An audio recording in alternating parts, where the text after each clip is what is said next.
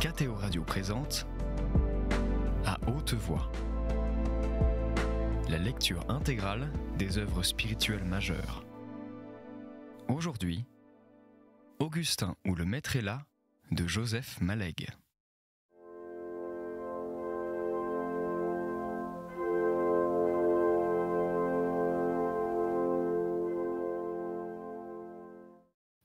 Ces conseils ne fonctionnent, ce n'est pas à vous que je l'apprendrai, qu'au début des recherches d'exégèse. Puis, ils périment, dès que vos études ont passé l'étape tentation, pour entrer dans la catégorie du travail scientifique pur et simple. Il serait peut-être prudent de se lever, fit Augustin. L'abbé, qui regardait dans le vague, sa grande bouche ouverte, se tourna brusquement du côté où se trouvait la voiture. « Simplement parce qu'il fait froid, » expliqua Augustin, « et qu'il vaudrait mieux marcher un peu. » Les deux mains au fond de ses poches de douillette, les bras tendus dans toute la longueur, geste habituel à tous les prêtres, l'abbé commença de marcher avec les épaules. Nous étions, je me souviens, dans cette partie du Luxembourg où se trouve ce groupe en bronze. Vous savez, un homme avec des ailes transporte dans ses bras une grosse femme avec une palme et la présente à un buste. Cela m'avait toujours paru assez sottement conventionnel. Ce fut ce mot « conventionnel » qui me frappa. Il passa d'un sujet à l'autre, étant bon pour les deux.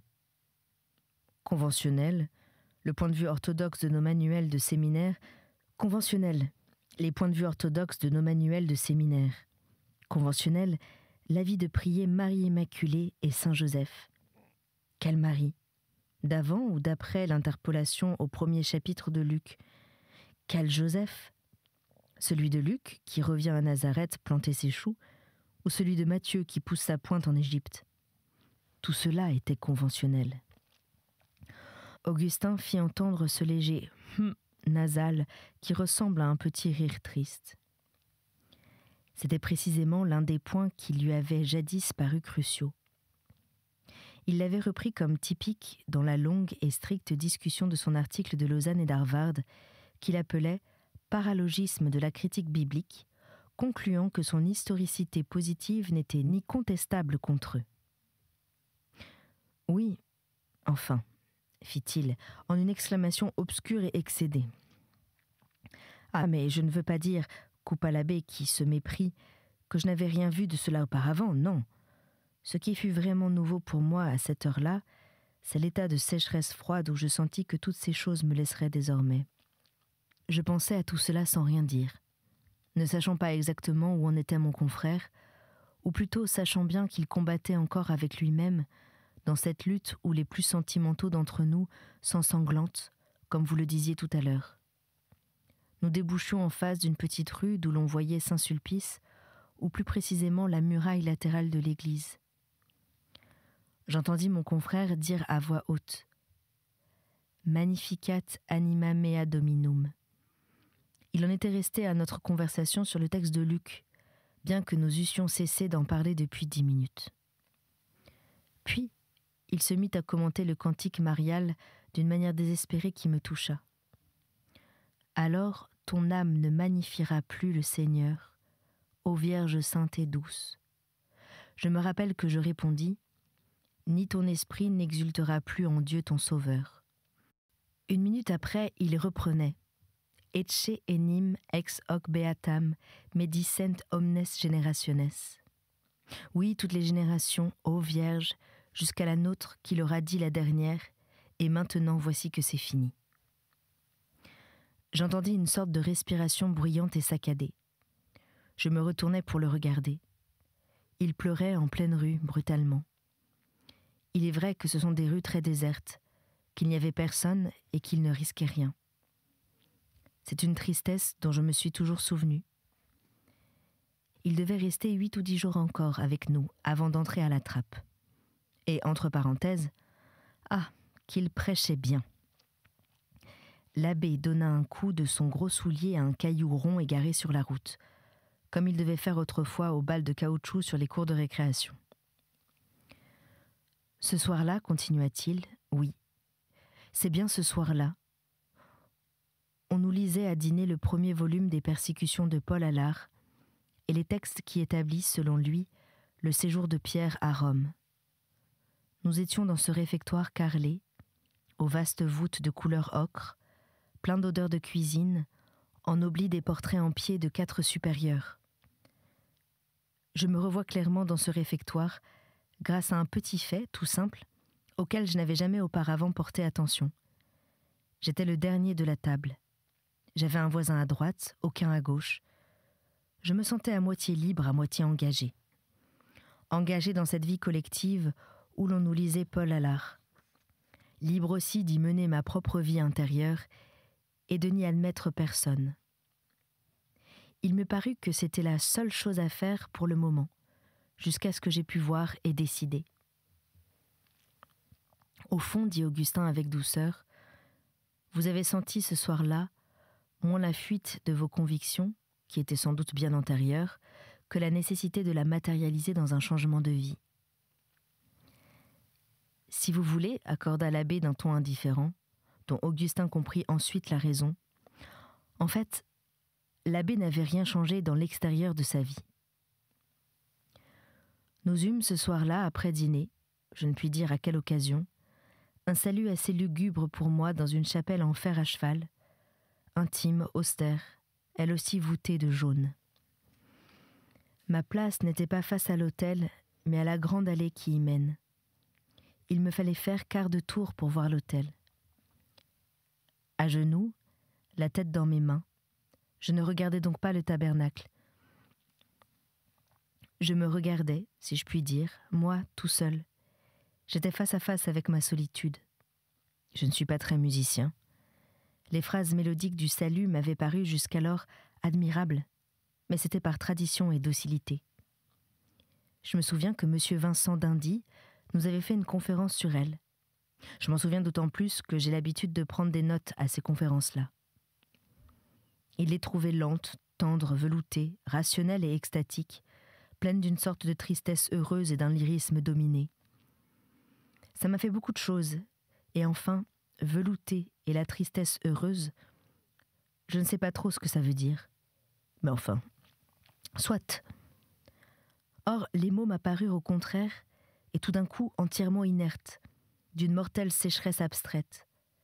Je les mettais à mesure en français pour mieux voir leur platitude scolastique cachée sous du mauvais latin.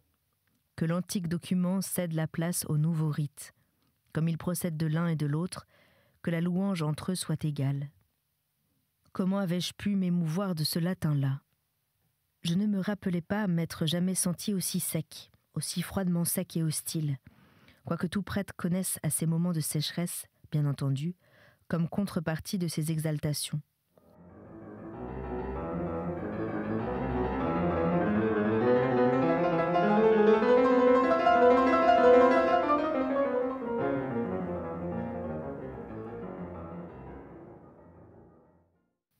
Je n'ai pas besoin de vous dire que rien de cela ne se voyait et que j'étais juste un numéro parmi les autres dans cette suite de dos courbés et de surplis blancs. Je me disais surtout qu'il serait prudent de prendre le temps de me retourner et de ne pas perdre ma vie une seconde fois. Je ne sais pas comment je me suis revue au grand séminaire de Saint-Flour. Évidemment, c'était une réaction, une remontée vers des formes de piété naïve, où la foi était un 6e sens, comme on dit. Je ne me souviens plus où j'ai vu ces mots. Mais pourquoi cette réaction me ramena-t-elle au souvenir de Saint-Flour ? J'aurais pu trouver tout autant, en mes retraites d'ici et mes premiers séjours au Carme, dans les petites chapelles perdues au labyrinthe des corridors. Je suis allé choisir Saint-Flour. Je m'en rappelais les formules pour l'examen de conscience en latin. Peccavi contra fidem, si irreverenter, vel nimis curiose, in mysteria fidei inquisivit. Ce sont les formules par lesquelles l'Église se défend à Saint-Flour. Je ne me figurais même pas la vraisemblance de ce péché. J'ai lu de belles pages de vous, dans la revue des Deux Mondes, sur la piété intellectuelle du XVIIe siècle. Tout était clair dans ces grands édifices froids du dogme, églises immenses et sans vitraux, ouvertes sur des campagnes géométriques. C'était bien ainsi dans ma pensée. Cette formule m'en semblait le portrait. Je me rappelle, fit Augustin. En réalité, l'abbé se trompait. Il ne pouvait savoir. Ces pages, extraites pour la Revue des Deux Mondes, par la piété filiale d'Augustin, provenaient de la thèse de son père, la pauvre thèse qui n'avait jamais vu le jour. L'abbé lui présentait, ainsi altéré, ses propres angoisses à lui, Augustin, et ses souvenirs de famille, expropriation bizarre de choses qu'il avait cependant toute raison de croire siennes, strictement, exclusivement siennes. Déformées, changées de timbre, transposées en un ton de sécheresse coléreuse, inéclairé surtout, coupé de tout commencement et de toute racine, Augustin entendait une nouvelle rédaction de sa fameuse nuit. Pureté du dogme et de la vie allaient ensemble, continuait l'abbé. Je n'ai eu aucun mal à me défendre contre les tentations charnelles, non aucun. Et puis quoi ? Les 3/4 de ces troubles proviennent de ce qu'on met là de la poésie, du velouté, comme dit Vincent d'Indy. Mais les petits paysans ont vu véler les vaches, n'est-ce pas ? Et ils ont aidé. La question des mœurs se pose en général à des convictions déracinées ou ébranlées. Il est rare qu'on commence par elles. Les tentations de l'esprit étaient juste la même chose, juste aussi aisées à combattre. Pureté, pauvreté, incuriosité s'appliquent indifféremment à la vie intellectuelle et à la vie morale au séminaire de Saint-Flour et à ceux qui lui ressemblent. Mais peut-être que je vous ennuie. Ils allaient et venaient, en effet, d'une manière assez morne sur la route. Que voulez-vous ? Le domaine est en pleine terre, à 1/4 d'heure du chemin, au moins autant que je puisse voir. Ça fait une demi-heure en comptant le retour. Une autre demi-heure de marchandage, nous avons le temps de parler. Augustin l'assura qu'il l'intéressait plus profondément encore qu'il ne pensait. Je ne pensais pas non plus pourquoi l'on fixa ce soir-là le texte de la méditation pour le lendemain. Ce n'est ni la coutume, ni le lieu. Peu importe, n'est-ce pas ? Il suffit de savoir que ce soir-là, ce fut le cas. On lit le sommaire dans les méditations d'Amon. Quelques professeurs l'utilisent aussi. Je me souviens de ce texte. C'était « Perdam sapientiam sapientium et prudentiam prudentium reprobabo » de la première aux Corinthiens. Je fus naturellement frappé, sur le moment, de la coïncidence avec mes propres pensées. J'éprouvais presque un retour de ces anéantissements, de ces silences intérieurs que nous ressentons devant ce qu'une longue habitude de sensibilité nous fait considérer comme des manifestations directes de la protection de Dieu. Ce n'est que plus tard, dans la nuit qui suivit, que je me remémorais combien ces textes-là sont fréquents, que je n'avais que l'embarras du choix entre ces maximes agnostiques, que ça aurait pu aussi bien être le sinete illos aeci sunt et duces aecorum du 15e chapitre de saint Matthieu, ou le quicumque non acceperit regnum Dei siput puer de Luc, ou l'ego sum veritas, ou n'importe quel autre de ceux de Jean, et qu'il y avait bien 3 chances sur 5 que je tombe sur l'un d'eux. J'exagère, mais il y en avait beaucoup. Ce grand nombre faisait disparaître l'effet de surprise, mais il augmentait peut-être l'importance de la leçon, dit Augustin en regardant ses pieds. « Tiens, j'aurais dû y penser en effet, dit l'abbé avec un petit rire. Mais depuis longtemps déjà, je connaissais l'agacement de trouver des maximes morales au lieu de renseignements historiques. Enfin, j'anticipe ici de quelques heures, car ce n'est que dans ma chambre que je pouvais m'apercevoir de tout cela. L'oraison mentale de Saint-Sulpice, vous savez qu'elle comporte ce que la rédaction traditionnelle qui remonte à M. Ollier appelle la préparation la moins éloignée, plus éloignée, et qu'il distingue à la fois de la plus éloignée et de la prochaine. Vous savez aussi qu'elle consiste à penser dès le soir au sujet donné, à y repenser le matin en s'habillant, et à se tenir en un grand silence de recueillement, depuis la prière du soir jusqu'à l'oraison. Naturellement, les nécessités intellectuelles du professorat m'avaient fait départir de ces règles et de bien d'autres dès avant mes études bibliques. D'ailleurs, on n'y est pas obligé sous peine de péché. Aussi, sans plus songer à la méditation, cherchai-je en entrant mes notes pour un article que j'étais en train de faire sur les textes concernant le séjour de Jean à Éphèse. Je n'ai pas besoin de vous dire qu'il devenait, depuis quelque temps déjà, difficile pour moi d'écrire sur l'Ancien ou le Nouveau Testament. Mon enseignement se bornait d'ailleurs à des conférences de grammaire hébraïque, et j'évitais à peu près toutes les questions où j'aurais risqué d'être très mal à l'aise. Enfin, ce n'est pas le point. Je me rappelle que je me préparais le bol de lait condensé que je prends le soir avec un peu de cacao. Ma chambre était maintenue tiède par le feu que je laisse brûler à combustion douce, jusque vers 1h du matin. Je me rappelle tout cela parce que je fus saisie par cette impression de bonheur austère et douillet à la fois, que vous avez eu l'air de me reprocher lors de votre visite. Je ne vous ai certainement pas trouvé malheureux, accorda Augustin, avec un sourire que la nuit laissa invisible. Tout d'un coup, je repensais à la première aux Corinthiens. Je me disais que la sagesse des sages est la même en histoire, que l'historien soit assis sur un escabeau de religieuse Clarisse ou dans le fauteuil d'un club anglais, où d'ailleurs je n'ai jamais été. Par conséquent, mon confort ou mon inconfort ne faisait rien à l'affaire. Je n'étudiais pas les questions historiques avec mes mortifications, ni avec mes jeûnes, ni avec mes prières, ni avec mon action de grâce d'après ma messe, mais avec les règles de la méthode historique, comme j'aurais étudié le code des Visigoths ou la constitution d'Athènes. Peut-on mettre en jeu une autre science que celle des savants? Une autre prudence que celle des prudents? Pouvais-je me dire, si j'étais laïque, si j'étais Arnaque ou Havet, ou qui vous voudrez, telles indications comporteraient telle conclusion? Elles en ont une autre parce que je porte un vêtement noir et long avec beaucoup de petits boutons. Augustin se répétait que c'était étrange, les mêmes idées, presque les mêmes mots qu'il avait lui-même tant de fois mâchés jadis.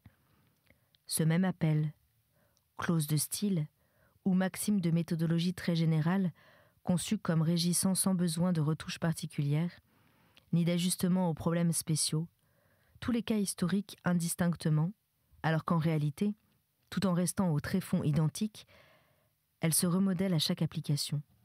Oui, tout y était, sauf bien entendu l'argument de la soutane aux petits boutons.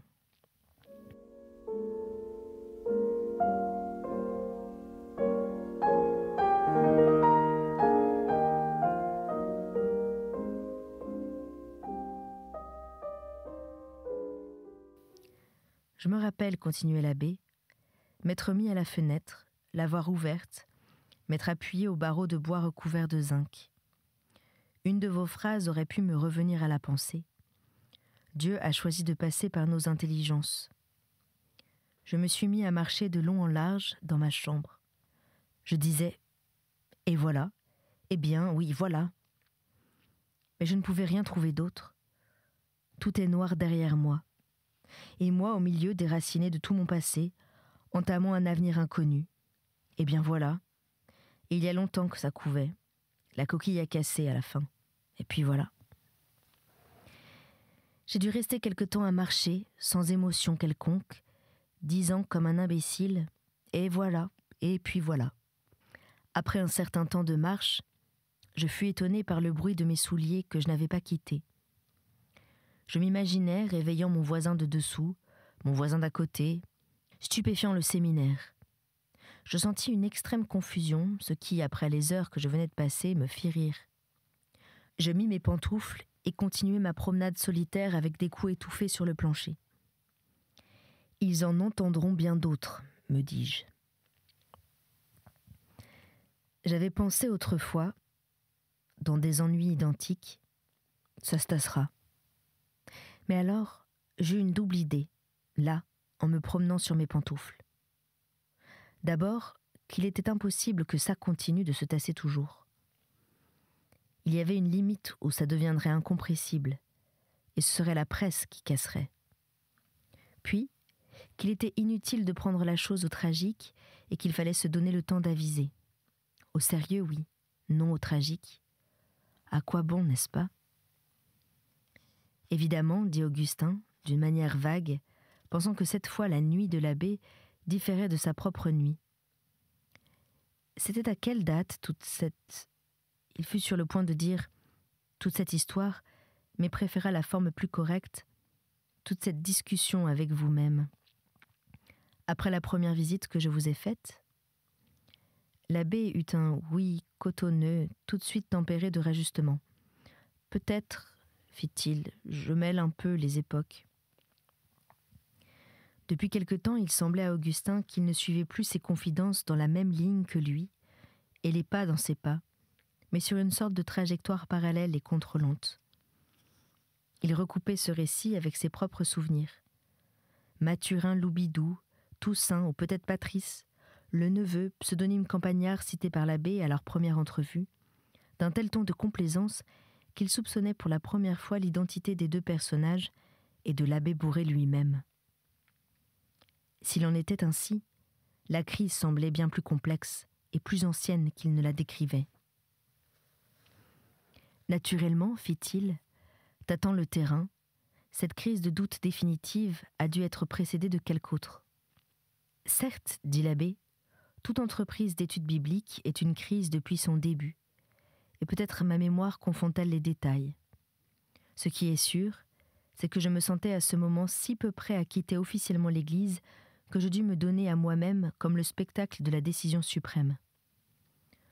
Je ne pouvais la prendre qu'à condition de me familiariser au préalable avec elle. Voyons, me disais-je, j'ai défroqué. Je suis libre. Je suis parti d'ici. Que faire ? Aller chez moi quelque temps dans le Cantal me passa par la tête. Mais j'en sentis sur le champ la totale impossibilité. Tous les liens se tendirent, qui me ficelaient à cette soutane. Mon père, mon frère, mécréants réels, étaient catholiques traditionnels. Je n'aurais pas un sou d'eux. Mon retour gênait le règlement d'affaires et la disposition des biens. Tout le côté mystique de la famille, toutes les femmes, auraient fait bloc avec eux. Ma mère aurait cru voir le diable. Pire, ce diable était son enfant. Un de mes confrères, que je connais bien, a voulu sauter le pas. 2 mois après, il entrait dans un couvent faire pénitence. Sa vieille mère était en train de mourir du coup moral qu'elle avait reçu. Elle mourut, malgré la pénitence. Je n'ai pas besoin de dire que cette mort y mit fin. Et puis qui sait ? Est-on jamais sûr de ne jamais se repentir ? Tenez, je connais un prêtre sorti de l'église, excommunié, marié, avec enfants, non baptisé naturellement, qui se cache d'eux pour aller à la messe tous les dimanches et beaucoup d'autres jours que le bon Dieu fait. Est-ce qu'il y a longtemps que vous avez perdu votre mère, monsieur Bourré ? La première année de la guerre. Et quant à rester à Paris, y suivre le destin classique des anciens prêtres, entrer dans l'université, je n'avais pas de titre, aucun. Même pas une modeste licence. J'ai dû m'en occuper depuis. J'avais l'air très résolu, n'est-ce pas ?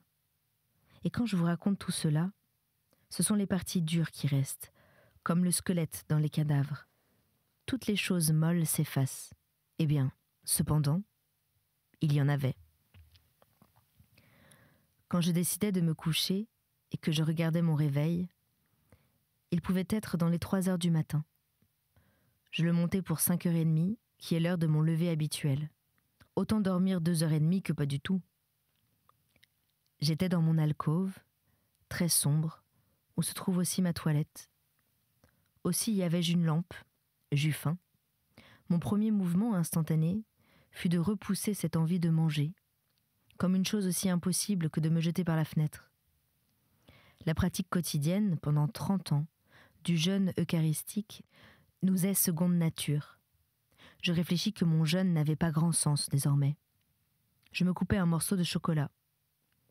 Je dus le cracher, de la bouche dans ma cuvette. Je me retrouvais tout bête devant ce morceau de chocolat craché. La fête de ce jour était Saint-Jean de la Croix, commun d'un confesseur non pontife. Je ne sais comment cela se fit. J'eus des réflexions, des rêveries, exactement comme j'aurais pu les avoir à mon séminaire de Saint-Flour, dans la simplicité de mon incompétence, avec 3 ou 4 confrères qui me ressemblaient.